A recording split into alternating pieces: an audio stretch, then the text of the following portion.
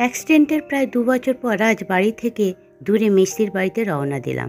প্রতি বছর কোনো এক সময় কোনো না কোনো বাহানায় আমরা ভাই বোন, নাতি নাতনি, জামাই বৌমারা একত্রিত হই।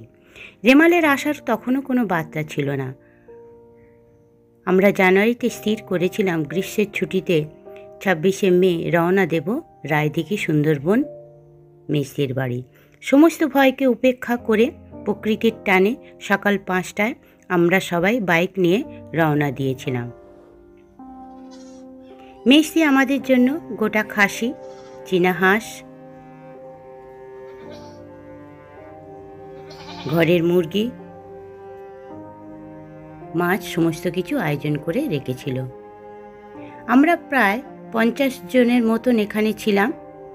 বাইরের কোনো লোককে এখানে আমাদের সাহায্য করতে হয়নি। আমরা সবাই মিলে রান্নাবান্না সমস্ত কিছু করে নিয়েছিলাম।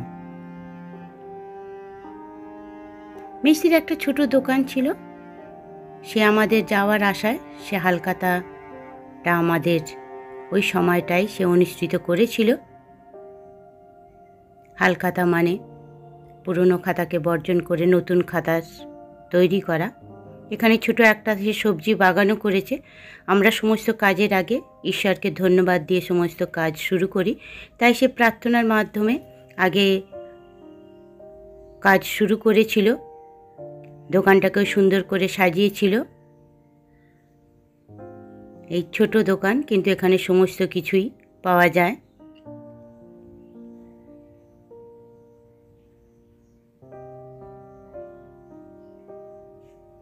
রাতে প্রচণ্ড ঝড় হয়েছিল।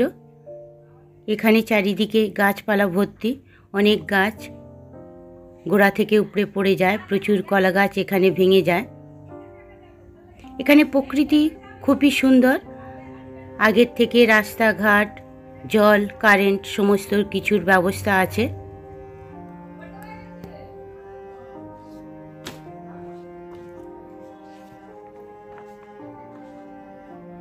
এখানকার মানুষের অতি পরিশ্রমে দিন অতিবাহিত করতে হয়।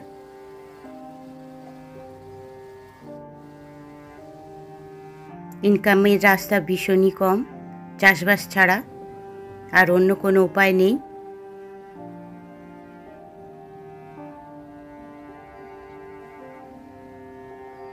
এখানকার প্রকৃতি খুবই সুন্দর, গাছপালা সবুজে ঘেরা।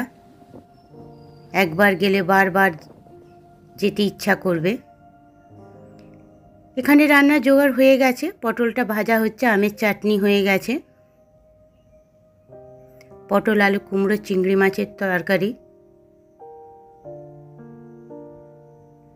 মেজদিদের চাষের ডাল। আজ প্রায় ২ থেকে ৩ বিঘে জমি মুগ ডাল চাষ করেছিল, সেই ডালই আমাদের করে খাওয়াচ্ছে।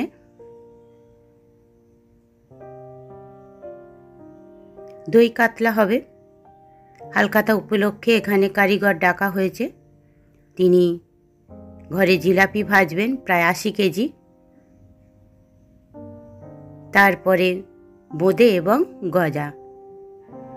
আজকের খুব কাছ থেকে জিলাপি ভাজাটা দেখলাম, তাই তোমাদের কাছেও শেয়ার করছি। গরম গরম জিলাপি আমি খেয়েও দেখলাম, ভীষণ টেস্টি হয়েছে।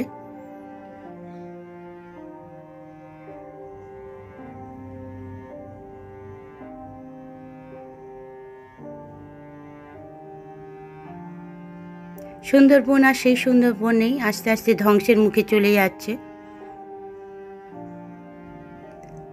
আমাদের সবারই উচিত প্রকৃতিকে বাঁচানো। রান্না প্রায় শেষের পথে। আমরা ২৬ তারিখে গিয়ে ২৯ তারিখ ঘরে ফিরেছি।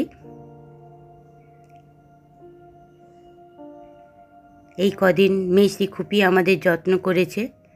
খাবার আয়োজনও ছিল দুর্দান্ত। রাতে রোড শেডিং ছিল। সেই পুরানো হ্যারকিন মনে পড়ে যায় মায়েদের কথা। ২৯শে ভোর ৫টায় আমরা মিস্ত্রির বাড়ি থেকে রওনা দিলাম ঘরে ফেরার উদ্দেশ্যে। যারা ধৈর্য ধরে দেখেছো তাদের অনেক অনেক ধন্যবাদ। আর যারা মনে করো এই সুন্দরবন অঞ্চলে একবার ভিজিট করবে, তারা দেখে নিতে পারো এখানকার মানুষরা কত পরিশ্রমী আর এখানকার পরিবেশ কত সুন্দর।